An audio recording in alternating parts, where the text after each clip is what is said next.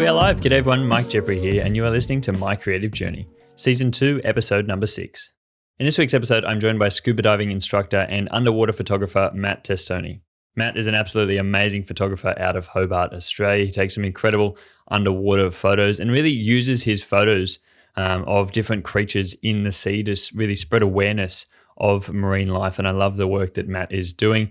I've been following him on Instagram, and some of his photos are incredible over there, and what he's been able to do with his photography and his creativity in the way that he's been able to frame some of the images he takes is incredible.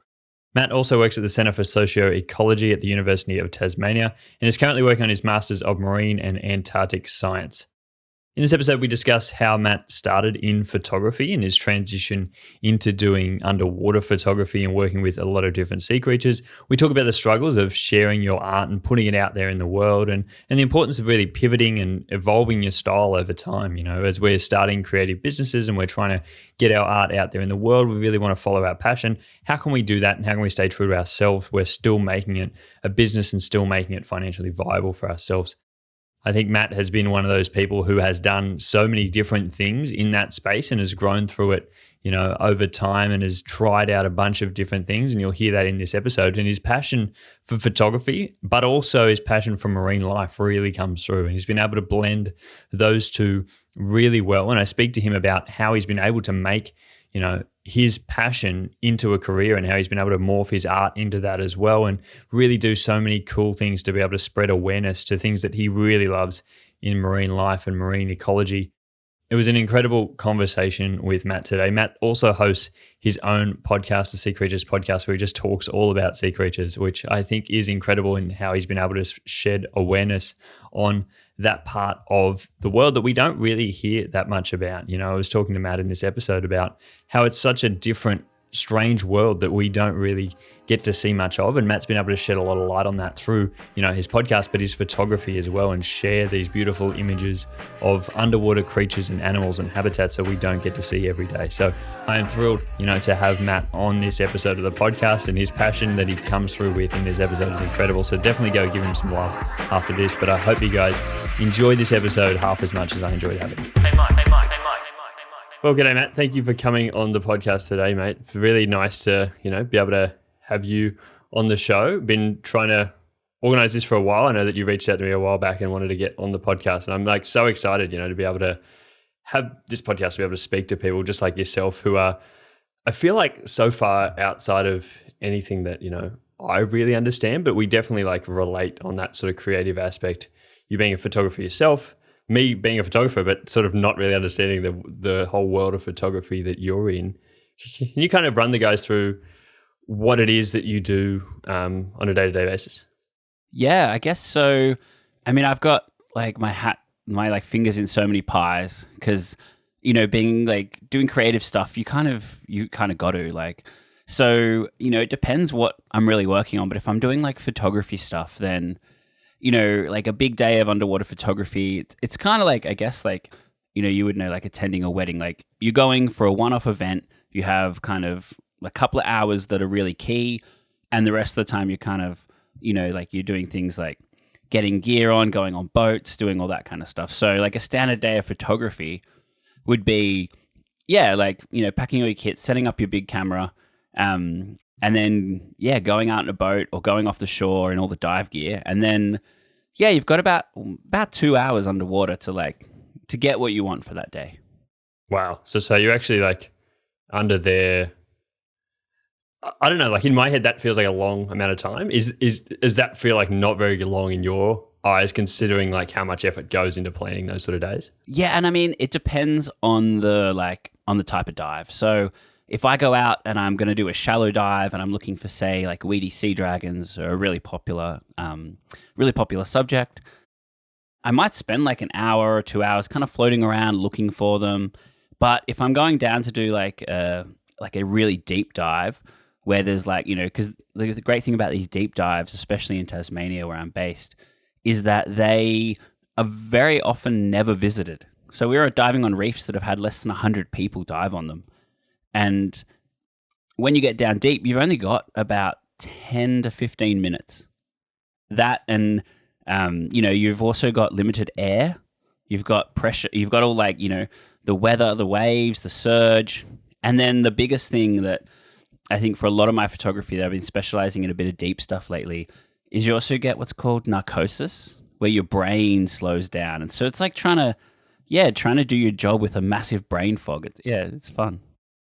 Wow, I can imagine that would be, very interesting stress to be able to like work under. There's no way that I could, ever put myself. I don't feel like I could. Like I hear that from other people. Like I do like weddings, obviously, and people tell me that that's a stressful environment. But like to me, the work that you do to have those external pressures and you're actually experiencing something that is like really impacting on you. Like you're out of oxygen. There's nothing else you can do. Like you're only down there for a certain amount of time. Yeah, you like, you really have all these things you're monitoring as well. Like, you're monitoring your air so you don't run out of gas, especially if you see a cool animal or a great scene you want to capture and you start clicking away. You've got your gas, then you've got your nitrogen load so you don't get the bends, and you're like kind of balancing all these things. But, on the inverse, if I mess up a day, then I can just go back another week. Whereas in a wedding game, if you mess up a day, you're in trouble. Yeah, and you never know what you're going to see. Like, it's one of those things, you just got to spend more and more time out there to get that whale encounter or to get that school of fish. I feel like with a lot of like creativity, it's like you have to just be in the right place at the right time, and you have to be in the right mental space, and you have to be practicing. And then, a lot of things that I do, a lot of the times when I'm at my most creative, it's not because I was planned. It's just something that happens out of the blue. Like I'm in the right spot with the right people, and then all of a sudden I get this strike of inspiration. How do you combat that when you don't really have control? Yeah, I think it's all about mind state. So I think that's a sign of someone who is good at kind of creativity, is that they can be in a space and it's not ideal, but you kind of make it work, and then you use your creativity to often create something even more special. So a good example of this in like the world of like underwater photography especially is some days the weather comes through and you just get like particles in the water and sand, and you hit your flash and all this scatter just pops up and it just covers it in scatter. And I've been on like many boats where other photographers are there and they're like, oh, I can't work today. The scatter's there. This is horrible. But like, I'm like, oh, well, like use the scatter, or like think about other ways that you can put that, because that's what's there. You're photographing the actual stuff, not the ocean isn't crystal blue all the time. So, some of my photos, I've had people go, oh, why is it covered in scatter? And I'm like, that's what I wanted. That's the style. And instead of like trying to hide the scatter, I just embrace it. And then, yeah, you end up with something maybe even more special. Exactly. It's like if you had every option available, it would be so hard to create. Like I think we create from constraint. Staring at a blank page is always the worst thing. Like if you could go take a photo of any animal, I'm sure that you would struggle, to choose the best one. But when you're just going out there to sort of capture what's in front of you on the day and work with the conditions, that's when the most sort of creativity comes out, because you're having to be restrained in so many other ways that you've only got a few things you can play around with. Yeah, definitely. And it helps you look at the same subject a different way. And I even say the same with like sometimes gear malfunctions. I use two strobes to create get even lighting. Sometimes one of them breaks underwater. It's a pretty harsh environment in your gear. And, I just keep going, and, you end up with some great shadows. And yeah, sometimes gear can, bad gear can lead to good things. I think also like one of the biggest things that comes through in your work is your like passion to sort of document in the ocean and document the animals and document the sort of sea life. I suppose that also comes with, its own side of experimenting in like how can you sort of show that in the best light? Because I'd imagine when you're down there with your own eyes, what you're able to see is very different to what you're able to capture on camera. How do you go about making sure that you're staying true to what's actually down there? Yeah, it's a pretty hard question. Like the interesting thing, like I find especially like with kind of the differences in what you see and what you're capturing is just like when you're underwater, you lose a lot of color. So all your reds and your yellows and stuff, they disappear. And that's why you have these big lights to put it back in. But the crazy thing is, you look at your camera and you take a photo, just the same like light settings as you would above, and everything's just real blue. But when you're down there, your eyes like add all this color in, like, so you kind of don't actually, you almost feel like sometimes you don't know what it actually looks like. And yeah. And so then when you edit the photo, you kind of like, whoa, is that real? Like, I don't know. I'm sure you've been very like fortunate to be able to see things that not many other people have actually seen before. And so that would bring about its own uncertainty in how you actually capture something that has never been captured before. Yeah, definitely. And I mean, like, working down in Tasmania, like, I'm really lucky that I work on the Great Southern Reef, which is a huge reef in the south of the country, where there's so many animals that just aren't ever seen or, are only found in one specific little like river or bay. A lot of people go to see whale sharks and mantas, and while I love those kind of photos, like you get to see some really weird and wacky creatures down here that are pretty unique, and then trying to show them off like and do them justice is like, is a great part of the fun. What would be your favorite animal that you've ever sort of captured? My favorite group of animals is definitely like anglerfish and frogfish and their kind of relatives like handfish. And I don't know if you've ever seen them, but they're just these kooky little fish that they can't really swim, most of them. And they sit on the bottom. And everyone thinks of an anglerfish as this deep sea angler from Finding Nemo. But most of them actually are just these kind of cute little fish that sit on the bottom, have their own little fishing rod. And they're covered in all different colors, all different patterns, even like hairs and like tassels and all there's so many different types and things. And so when you hit them with the right light, they just seem to glow. And then even if you hit them with a bit of light from behind, very much like, like a hair commercial where their hair's everywhere and the light's coming through, and it highlights all their cool little bits and little tassels and hairs. And I just get really excited, and they don't move. So like, I like do a lot of big schooling fish, and that's like always a challenge. But these ones, you kind of like in your own little underwater studio down in the dark. It's not until you get back that you really, because even focus, like you think you've got the focus, but you don't know until you're back on the computer. And then you're like, oh man, it took me hours to find that fish. When it comes to choosing your best ones, how do you sort of remove that bias of the images that were the hardest to create often feel like they're the best images in your own head, but then to other people, they may not necessarily be? I know I struggle with that a lot. It's like the more time and effort that went into creating an image, I have a tendency to think that is the best image that I've ever created, even though it's not. How do you overcome that, especially when you're going through so many hurdles, to be able to take these images? Yeah, I mean, it's definitely a thing. And I think it's kind of like can be a split between 50-50. Sometimes the hardest image is like the popular one. And then other times, I know, as I keep saying, like the stuff down in Tasmania, you'll be down at 50 meters deep in the water. You'll be photographing a school of fish only found down there. There'll be all this coral everywhere. You've used all this technique. You've got 10 minutes down there. You've done all this training. And then you put it up and people are like, oh, that's a nice photo. Because they presume it's from the Great Barrier Reef, where they just, take that photo in 5 meters and it looks all crisp. And so sometimes you're like, oh, but I think especially when like it comes to sharing, like I think you've really got to be genuine to yourself. And so the images that like you did find really hard to take and you are really impressed with, I think if you share those as well, it comes across, your passion comes across rather than just sharing like turtle photo after turtle photo. And I find like, the right people appreciate it. And it is hard in the world of social media where you're building a profile because you have to, as a creative, as a business person, you have to kind of get that momentum, but you also need to stay true to yourself. So, I guess the real simple answer to that is half the time I share photos that I think are amazing and hard, and the other half I'm like, oh yeah, this is like a seahorse photo I took really easily, but everyone likes it. So it's a split. I just know that everyone's going to really appreciate this image, so here it is. That's it. I guess it also comes down to your like why as well, like why you're out there taking the photo.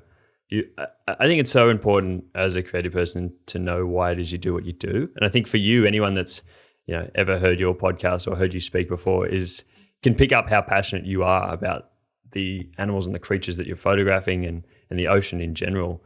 Can you explain a bit more behind your like why and why you go out there and put yourself in that environment to go and do what you do? Yeah, I guess it's a passion. Like I just love marine life. And it's hilarious because when I was at uni back when I was like 19, I remember saying to people like, oh, I don't want anything to do with the ocean. I just want to study terrestrial animals and snakes and lizards and kangaroos. And then somehow I've taken like 1 or 2 kangaroo photos, but like a million underwater photos. And yeah, it just, something about the ocean, it just really grabs you. And I think it's that mystery, and it's the fact that people don't know what's under there. And that drives me a lot, is wanting to share that, because if people know what's under there, then they'll want to protect it. But 99% of people have no idea what's under there. And, you know, I think with things like endangered species, you know, we know exactly how many yellow-footed rock wallabies there are. You know, there's like 99, they know they're studying. Whereas you come down to places like Hobart and there's the Zeebel's handfish, and no one knows how many there are. No one knows anything about them. Like there's zero known, and they're slowly disappearing. And so that kind of drives me to be like, all right, like I've got to capture and share this animal and get people on board with, you know, doing little things. Because I feel like in this day and age, like, you know, climate change is such a huge thing and everyone feels helpless, but there's all little things you can do to help these animals deal with climate change, like picking up ocean plastic and, you know, putting a cigarette butt in the bin, things like that. Like when I kind of started, you know, because I was doing a lot of photography, and then I kind of started thinking about, okay, how am I going to take this to people and, you know, make a job out of it for myself and all those kind of things. And I thought of Steve Irwin. So I was watching a bit of Steve Irwin at the time, you know, obviously like replays, but his passion just comes through. And so I remember flicking through the TV, and I was looking at the nature documentary section, and there's like, you know, sad documentary, trouble documentary. And then Steve Irwin's just like, yeah, crocodiles. And I clicked watch, and I was like, okay, so I'm choosing the happy one because I want to feel hope. And so I feel like that's like, you've got to give people hope. If you just show a destroyed ecosystem or you show the trouble all the time, then people are going to they glaze over and they tune out. Especially I think with the ocean as well, like people don't know what it was like before. And so when you're able to document and create images that actually capture what these animals look like in their habitat that people haven't seen before, it then gives them like, oh, wow, this is what I'm actually protecting. This is what I'm truly like standing up for in the world. You look at a field guide that has kangaroos and stuff, and they're all like kind of cute and cuddly and these nice animals. And then up until like, you know, recently, you look at a fishing guide or a fish field guide, and it's all just dead fish. And fish that are dead on the surface, they're not attractive, but you go down there and you interact with them and you look at them and you swim with them and you see that they have personalities and they have traits, and yeah, and they're beautiful. And so trying to show people that they're not just like a dead animal on a plate, like they're awesome. Where did your real sort of passion for the marine animals start? I know you said before you didn't want to have anything to do with them when you're at university. Where did that passion sort of come from? Well, I mean, like the long story was that like I was always into wildlife photography, but as I said, terrestrial stuff. And then when I finished uni, we like did a standard kind of, me and my friends did a big trip around Southeast Asia, as a lot of people kind of do. And we thought, okay, let's get our dive license, because that's what people do overseas, you know, to go see wildlife and stuff. You know, you go for a dive. And so I did that. And then there was this real charismatic guy at the dive shop that I went to, and he was like, oh, you should like come and do more courses, because that's how dive shops make money. Fair enough. And, you know, I got suckered in, but it was the best thing I ever did. So I'm so glad. And so I just kept diving more and more, because I was like, you know, join this club. And then they had this cool pizza night where they convinced me to become a dive instructor, and they sent me to the Barrier Reef. And then I kind of just fell in love with the ocean. Like it took me about 20 dives. And then after that point, I was just like, spent all my savings on dive gear and dive cameras. And yeah, that was it. And did you like take a camera down with you when you first started, or was that something you introduced later on? So that was actually like during my instructor course, they sent me on an internship program where I worked on a dive boat. and it was up on the Barrier Reef. It was for a couple of weeks, and I was like, oh, this is a great opportunity. So, you don't want to take a big camera underwater. So I was lucky enough to just kind of purchase a little $200 camera without a flash or without anything, and just took it up there, thinking, oh, I'll just take a few like memory pictures, because this is, getting into underwater photography is a serious game. And then, yeah, I took a few photos, and one or two that I even still like to this day, and it just, it set me off on a crazy track that's like, dictated my life for the last decade. It's crazy how, you don't have to start with everything. And I think I like to tell people that all the time now. It's like when you want to go just start where you're at.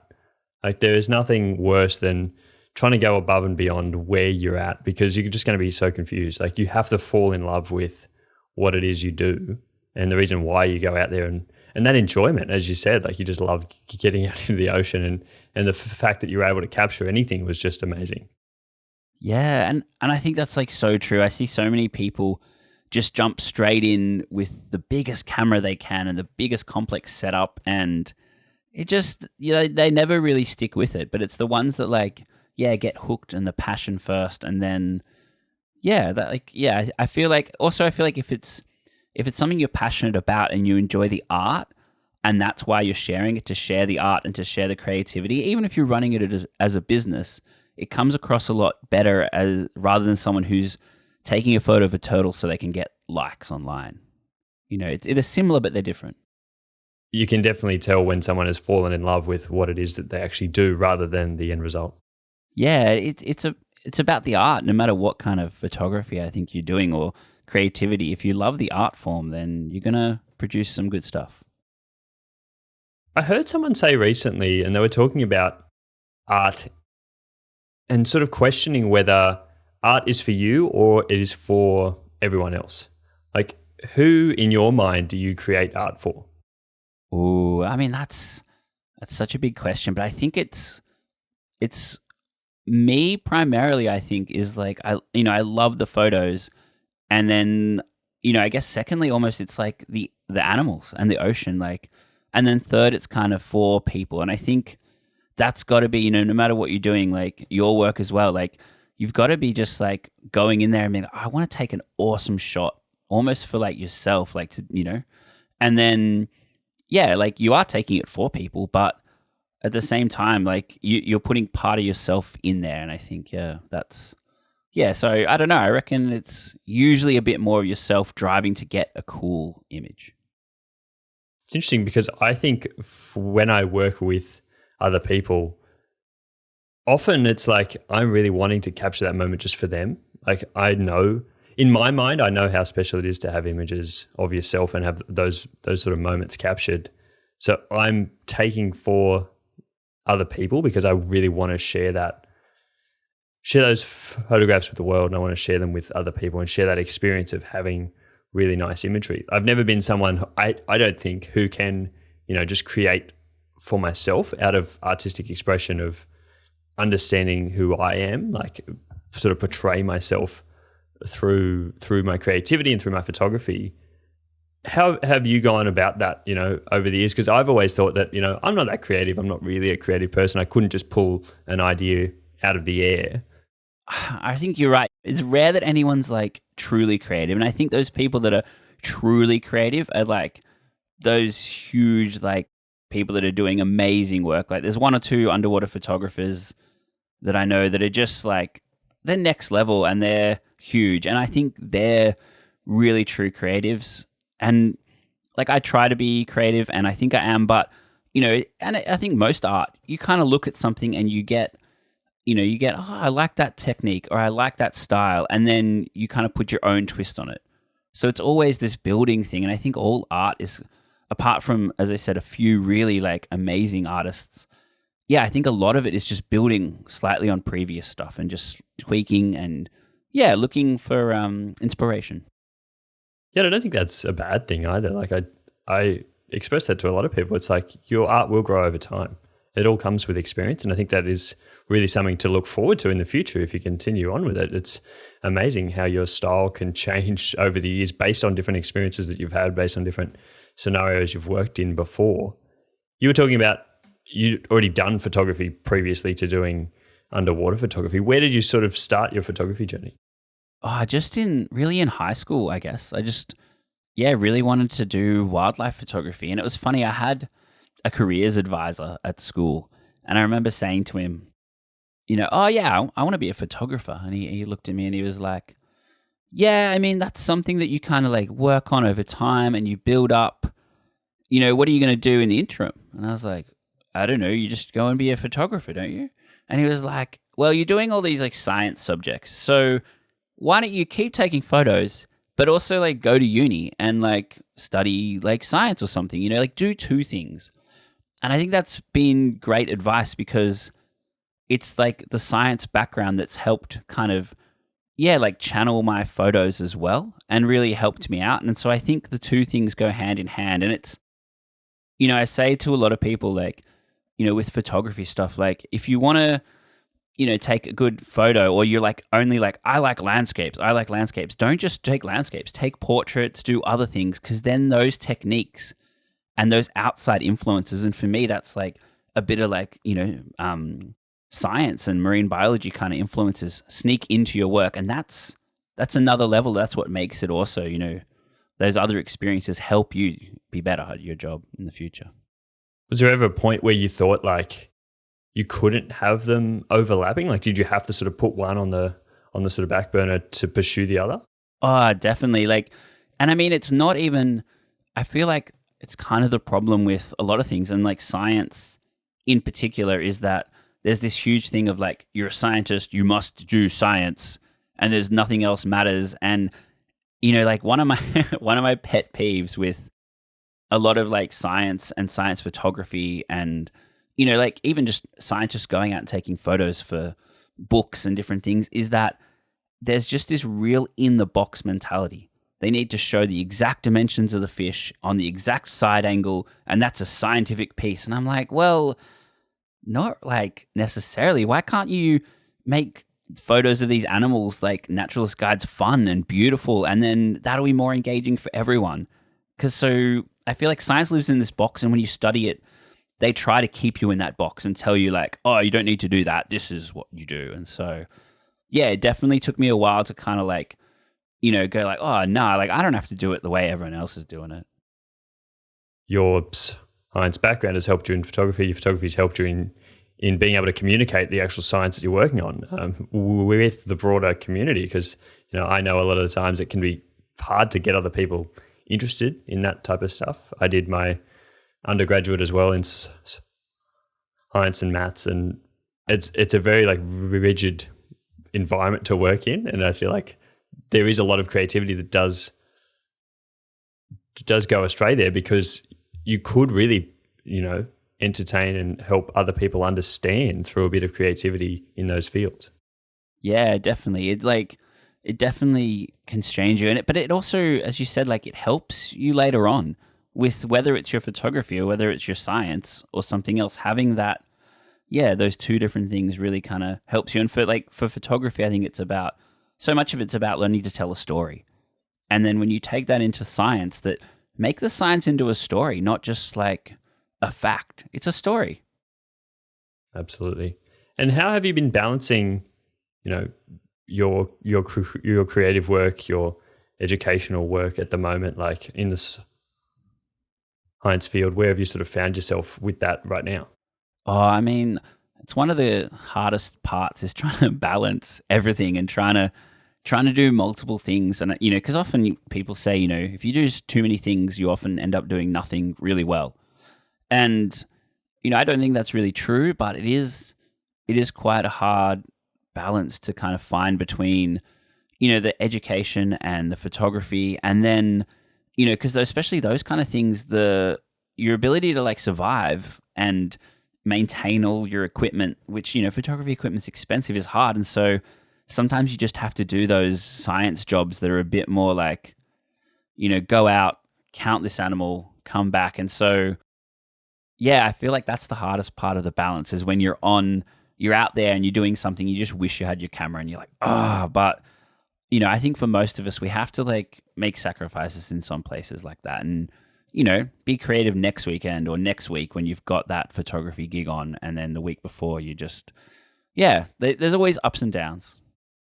Absolutely. And there's nothing worse than sort of feeling like you can't try everything. Like, I think, as you said before, like a lot of different creative ideas or things that, avenues you could go down come from being in different places. And just because, yes, it may not be the most financially viable, or if you're starting a business, maybe don't spread yourself too thin, but you can still do a bunch of other different things, not necessarily in your business, that can help you in your business. When you're trying to be creative, you can draw from other experiences. And so if you give those all up just to pursue one thing, you sort of lose that element of yourself and that element of creativity that comes through, that your personal perspective and your experiences helps inform. Yeah, definitely. Definitely. And I think like, a real simple example of it as well is like my photography work. Like I remember I started in Sydney and, traveled a lot, but like mainly in Sydney, then moved to Melbourne and then did the same thing and then moved to Tasmania. And I feel like each step I took, each move, it like ratcheted up what I was doing and how I was taking photos. And yeah, and I don't really know how, but it just, yeah, it did. It felt like moving around and doing something new really helped. Absolutely. And like trying new things, I'm sure. Like, I feel like for me, like I don't really know anything about anywhere else apart from the area that I'm in. So whenever I go to a new place, it really sparks me to be like, oh, wow, I can go and take a new image and I'm completely free because I'm not trapped by what I've done before or what I've seen other people do in these areas. Yeah, exactly. Like, yeah, it opens you up to be a bit more creative and also to like, I feel like share an image and share some work that, you think is great because you've taken a new spot and it's fresh to you. And, instead of that, being almost conservative in your work. Mm. Mm. How do you sort of balance that when you're trying to run a business as a photographer, sharing work that you really like that you may not think is the best or that may not really sell the best to other people? You just got to like I ran a market stall in Hobart at Salamanca Market for a few years selling underwater photos. And you kind of just you have to print those glossy turtle photos. You've just got to do it. And I think it actually worked really well having both. So I had the weird little anglerfish, with these weird little hairy appendages in one photo, and I had it next to the turtle. And so running a photography business, I feel like this is a metaphor for the bigger kind of business, is that people would come up and they'd look at the weird little kooky animal and they'd be like, what is that? And then you'd have a chance to talk to them and kind of infect them with your passion. And then they would be like, oh, that is awesome. I love that photo. And then they'd pick up the turtle photo next to it and be like, I'll take this one. And so like, I feel like that's a good example of when you take a photo that you think's really cool or really different or really odd, that you can, put your passion through that and use that as a channel to kind of run your photography business, because people support it because they see the passion and they are like, yeah, they don't want an ugly anglerfish on their wall, but they want to remember that experience. It's all about like, how can you stand out and put your own words and expression through the image. And just because, yeah, as you said, someone else may not want that image in their house hanging on their wall, doesn't mean that doesn't do a lot for you and speak to who you are and what you actually care about.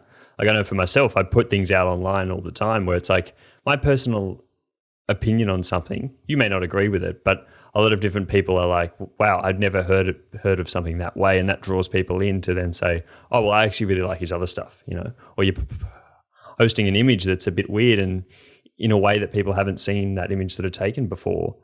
And that may not be the image that anyone else sort of wants, but it draws them in enough to open them up to your work and how sort of passionate you are about the work that you do. Yeah, exactly. And I mean, you must see that all the time. Like, there's a weird image. People are like, I love that image, but then they want the standard one printed of their wedding day, I reckon. Yep. It happens so often, and you'll get people who come through the door because they've seen your work in a particular place and you're like, wow, this is great, because they've actually kind of booked me from an image or from, another sort of gallery I did that was a bit weird, a bit out there, and they booked me from that. But then when they come through, they're like, well, I love that style of work, but we still want these other ones.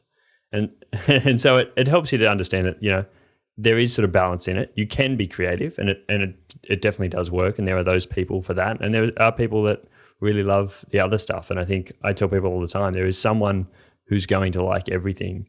You just may have not put your work in front of that person yet. Yeah, exactly. For you, what's the sort of next goal with your photography? What are you actively working on at the moment in your business? Because wildlife photography and nature photography, it's so different, because I feel like 20 years ago, you would be selling your images to stock, or you'd be selling your images to magazines or things like that. And so I feel like I missed the train on that one. Like, you know, I'm probably a little bit too young, or like got really into it a little bit too late. So for me, the photography, a lot of it is about promotion, but that's like, you know, your glossy front page of yourself. And then I work on all other things. So like that's the marketing component in a way. You know, I still love selling photos and I still love getting them up on walls, but it can be, you know, it can be a hard slog that way, but you use it to help other aspects. So like, you know, I have a podcast, and then I've got like a tabletop game coming out about like sustainability in the ocean, and, you know, lots of like different other ideas, like science communication stuff. And so the photography kind of like helps me promote all that kind of stuff. So yeah, so I guess like the next step is like just working on more things, like making a few like little short films and different things, like having I call it like an ecosystem. So the photography is in the middle, but it just feeds all these other things, and then they feed back. And so yeah, that's kind of what I'm working on, is expanding that ecosystem, and yeah, like, you know, like finding alternate ways, not being stymied by people that say you can't make money from photography. Yeah, absolutely. And like not sticking to what has been done in the past, because as you said, a lot of things are starting to sort of phase out. About ways that people have actually made money in the past and how they've been sustainable, to now there's this whole new avenue that's opening up with online and being able to sell your work in a multitude of different ways to people all around the world who may be really, you know, interested in the type of photography that you're only able to provide from your specific part of the world. Yeah, and you know, that's kind of it. And I think a great example of this is, you know, I think the world is going through a pretty big shift with this stuff in the terms of AI. And so, you know, like it's almost similar in a way to like watermarking your images. And I used to watermark my images back in the beginning. And that's the first question a lot of people ask me is, should I watermark my image? And I'm like, well, it's up to you. But you got to think about why you're watermarking it. Are you watermarking it for brand recognition? And in my opinion, if you are, then that's a totally good strategy. If you're watermarking it for privacy so people don't steal your photos, they're going to steal them if they want. But the way I look at it is, if someone's going to steal your photo, they were never going to buy it. And of course, there's exceptions, like if they steal it and they put it on a stock website and sell a heap, like, yeah, that's different. But most people that are going to take your photo, that, you know, they're not going to buy it. Most people that are going to buy it want it because of you and who you are. And that's why I feel like, you know, there is this big seismic shift with AI and AI generating photos. But to me, it just creates an opportunity to be more of an artist, because you can now be like, hey, I'm real, and put yourself out there. And these are real images. And I think people appreciate that. People don't want generated art. And I think it'll actually help creatives in the long run, because they'll stand out. I'm like so glad you brought that up, because I think that it's such a big thing at the moment that I get a lot of questions about from a lot of different people. And especially around AI, like, you know, stealing jobs or feeling like you can't work in particular spaces anymore because, you know, everyone just wants AI to do those jobs now anyway, or it's become so much easier. And I think, well, if people were happy to use AI, they weren't really after your work in the first place. If someone was wanting to create an AI image to use on their website or in their publication, they didn't really want your work anyway. They were just choosing it because it was there. So you weren't really standing out. So I think this gives people another reason to go above and beyond, and it's going to help people to stand out. As you said, the people who are truly creative and the people who can tell a story through their work and actually have a strong why behind what it is they do and have a passion, it's going to help them stand out even more, because it actually means something. There is a tangible person behind that, and you can definitely tell when something, you know, has been produced by AI. Yeah, and I think it even will extend to the point of like, you know, I used to get frustrated you'd go into like one of like a Kmart or a Target, kind of big retailer, and then have a $10 photo of some zebras in Africa. And you go, oh my God. But you used to think, okay, someone actually took that photo. And so I could see people buying it. Whereas now when they've got stuff in there, and if you think, what, like AI made that image and then you're going to buy it and stick it on your wall, like I really can't envision that happening. Like art is about uniqueness and personality. No one wants, some computer stuff on their wall really like that. So yeah, I reckon it's a weird world like that. It's going to open up some new channels. I did want to ask, what is your plan with the hard game? That was very interesting that you brought that up before, and I know I just glanced over it, but I want to come back. So the card game, it's called Big Fish, and I've been developing it. And it's one of those examples of where photography really like helped me in science. So, I was taking all these photos, and so when I went back to uni a few years ago and did my master's degree in marine biology, and I was putting all these cool photos in my presentations and showing off, and and the creativity helped me kind of even make slides and things that were attractive. And then don't worry, this story is going somewhere, but the moment that like was really big for me was me and my partner were thinking about, how can we do a bit of a different like presentation of my science? And we came up with the idea of putting my lips onto a fish photo that I'd taken. So I'd taken this photo of this cool fish, and I like put my lips onto it just using DaVinci, like, standard video editing, and did like a voiceover, and I had it as an interview. And I had it as an interview with a fish for the start of my master's final seminar, which to most people is a very serious event. And I was like, nah, let's make it fun. And pretty much after that, one of the academics at the university came up to me and was like, oh, that was great. Do you want to come and like do some science communication with me? And their project that they wanted to communicate to people was the importance of big fish.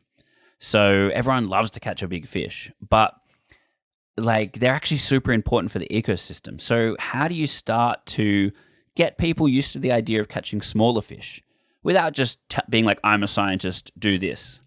And I was like, well, let's let people explore how it works when they catch a big fish versus a medium fish underwater. So I created this like tabletop game for teenagers and adults that is all about like sustainable fishing, sustainable recreational fishing, and ocean literacy. And one of the things is I've like used a lot of Photoshop over the years, and so I've designed the whole game in Photoshop using like not only my creativity skills, but some of my software skills as well. So yeah, that's a great example of how things kind of just merge together. And so, it's been a part-time gig for the last year, but I've been, like kind of getting paid as a creative to develop a tabletop game.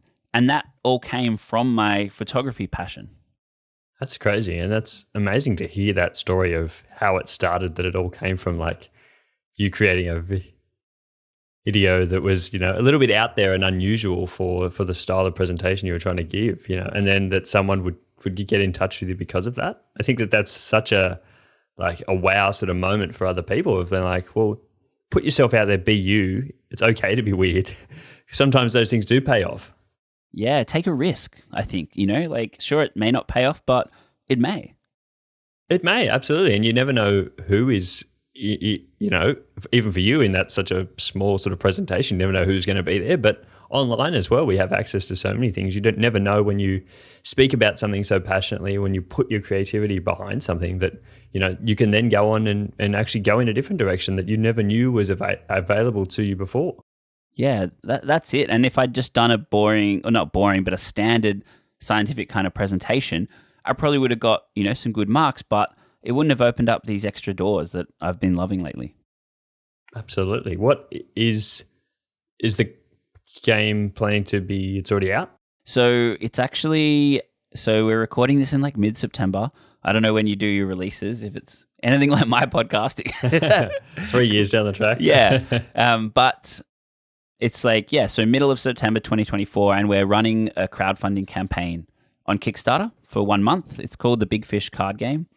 And so we're going to try and crowdfund enough funds that we can get a really big print run done. So we're looking for a couple of hundred backers to kind of be like, yeah, I mean, because one, the game is fun, and I think like everyone that's played it has enjoyed it. So it's not just like memory or go fish. It's actually like quite a complex game. But yeah, it's all non-profit as well. So like all the money raised goes back into like researching recreational fishing sustainability and ocean literacy. And yeah, it's going to be on Kickstarter for a month, the crowdfunding. And then hopefully when that's successful, should start to be in different like game shops. And, you know, it's going to be the moment where I'm in another state and I walk into a game shop and I see it on the shelf. That's when you go, success. Did you like design the game along with another person? So I was like the primary designer. So I worked with two others, like the principal investigator, like my boss, Asta Horizonte, and then the artist, Amy Coughlin, who's done a lot of the drawings. The first version of the game, I did have all my photos in there. It was different fish. But like it didn't translate as well as I wanted. So yeah, she drew all the fish and then I did all the kind of graphic design, all the game mechanics. I've done a lot of the promotion, all the organizing. So like, I reckon, you know, there's definitely assistance, but like for the main design, it was definitely like some of my ideas that popped out of my head.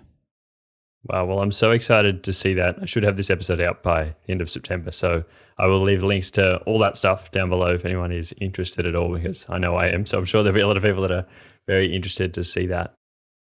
I wanted to kind of round out with asking you, what kind of advice would you give to someone wanting to, you know, start in sort of marine photography or underwater photography of any description? I guess, you know, like there's different kinds of advice. And I think, you know, the basic advice I tell a lot of people is go out and get two things. Get your passion for the ocean first before you go out to get a photo to share online, because that's a lot of the driver. Get your passion for the ocean first. Get passionate about finding a creature before you get passionate about taking a photo of it. And second is like there are so many skills you need to master before you become a good photographer. So one of them is buoyancy and swimming style, which sounds a bit funny, but underwater you use your lungs to control where you are in the water column. And so you can imagine if you find a fish, you know, crawling along the seafloor and it's really sandy environment and you can use your lungs and breathing to move to that fish, it's going to be a lot better than kicking, because kicking kicks up all kinds of things and like sand and sediment, and then you just end up with a really bad photo. And you get that stuff often because you're diving with someone else who may also have a camera. That will annoy them too. So I feel like, you know, that's one you kind of like basic advice. But then I feel like it's just about, yeah, enjoying the ocean, because if you enjoy the ocean, you'll spend more time there. The more time you spend there, the more cool stuff you're going to see. And I think that's the mistake people make, is they go, okay, I want a photo of a whale shark. And they just travel to where all the whale sharks are, where all the people with the cameras are, and they get a generic photo of a whale shark. And that doesn't, you know, if you want to be an underwater photographer, a marine photographer, like that's not going to like make you stand out. But a weird photo of a critically endangered fish in the middle of Hobart, that's unique. So yeah, that's a bit of a ramble advice, but yeah. Enjoy the process. I think that's the most important thing. If you're just like looking for the end result, you're going to like miss so many different things. As you said, if you were just going out to take a photo of a whale shark, there could be 100 other fish that swim by that you would have just completely missed if you just wanted that one thing. Yeah. I think it applies to so many different, you know, styles of photography as well. Like find what you're passionate about, enjoy the process along the way, and sort of grow over time. Yeah, I think that's a great synopsis of my ramble is enjoy the process. No, I think I got that from that, so I hope everyone else did. Awesome. I did want to ask, for anyone who, you know, maybe a creative, maybe very, you know, into what they do, has been doing it for a lot of time, but maybe hasn't found the success that they wanted to, or maybe isn't happy with where they are at the moment. What sort of advice would you give to those sort of people who are, you know, feeling like they're a bit over what it is they're doing because they haven't sort of found themselves yet? Oh, I guess like mix it up and see certain things as opportunities. And I think moving around and, you know, for me, one of the greatest mix-ups and opportunities was like COVID. So, COVID really helped me get to the next level because it caused me, so one, I was able to had a good think about my job and whether I wanted to, what job I wanted to do and where I wanted to be. And then two, I was suddenly unable to get out and take photos, but I still wanted to share the passion. And that's where my podcast kind of was born. I was like, well, how can I continue being creative and sharing the passion, but not being able to get out there? And, so I think, mix it up and try to see, as much as this sounds ridiculous, try and see bad things as an opportunity for growth. I don't think that's ridiculous at all. I think that's amazing advice. You have to see the positive in everything. Otherwise it will drag you down for sure. And that during that sort of time, that was very hard, for a lot of people. But I think the ones that came out of it the best were the ones that were, able to move in a direction that was able to help them for that time and use what they had, use that time to their advantage. Yeah, definitely. Well, thank you so much for coming on today, Matt. I've really, enjoyed this conversation. I've really learned a lot, and I'm very interested, in your work now. I actually listened to a couple of episodes of your podcast in the lead up to this, and I think I'll continue to listen because you are so passionate about the stuff that you talk about. Even if I don't know anything about it, I've been really enjoying it. Where can people go to find a bit more about your work and the stuff that you're doing? The Instagram is probably the easiest platform, which is Matt_Testoni_photography. And then we've got the podcast, which is seacreatures_podcast. And then I've also got a website, which is mtunderwatermedia.com. And that kind of has links to all those things. There's so much you have to do that the website is never kept right up to date. But the Instagram channels definitely are. And then again, big _fish_card_game is the game on Instagram as well. And so they're just really good places to kind of, stay up to date and also get in contact. If you ever have any questions, I'm always happy to talk underwater cameras endlessly. And also to be inspired, I think you provided, so many amazing images there that would definitely inspire anyone else to go out and explore parts of the world that you may not first think of when you think of underwater photography. Thanks. Yeah. And I mean, just one last thing before we kind of cap it off, I guess, is, the last 3 years in a row, I've been lucky enough to place in the Australian Geographic Wildlife Photographer of the Year and get my photos in the museum and get things. And of all the places I've traveled and of all the things I've done, the 3 photos that I've gotten in there have all been from diving in the dirt mud of Hobart's River Derwent. So I feel that's a good way to end. If that doesn't tell you that you don't need to go to the most special place in the world to get into those sort of competitions and to do really well with your career, I don't know what will. Well, thank you so much, Matt. I really appreciate having you on today, and I hope you have a great rest of your day. Thanks for having me. Well, that is the end of today's episode. I really hope you enjoyed listening to this conversation half as much as I enjoyed having it. If you did enjoy today's episode, I would really appreciate it if you did leave us a 5-star review on Apple Podcasts or a 5-star rating on Spotify. Or if you're watching over on YouTube, give us a thumbs up and leave us a comment down below to let us know that you did enjoy this episode. Also, feel free to share this episode on Instagram and tag me at Mike Jeffrey Photography so I can reshare them on my stories. And also message me and let me know who you would love to hear on an upcoming episode of this podcast. I've always tried my best to be able to have conversations with people who are in the creative space and people that I think would be a good fit on this podcast. And I would love your input as well. In a very privileged position at the moment where, I'm able to reach out to people and have them on my podcast and have really interesting conversations with a whole range of people in the creative space and talk about their creative journey. So if there is anyone you would love to hear from, please let me know and I will do my best to try to get them on the podcast.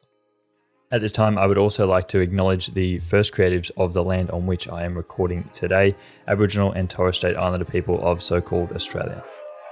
As we tell stories of today, I just want to reflect on how First Nations people here and across the globe have guided and informed our understanding of the creative journey. But until next week, friends, have a lovely week and I will speak to you all again next Monday. Bye.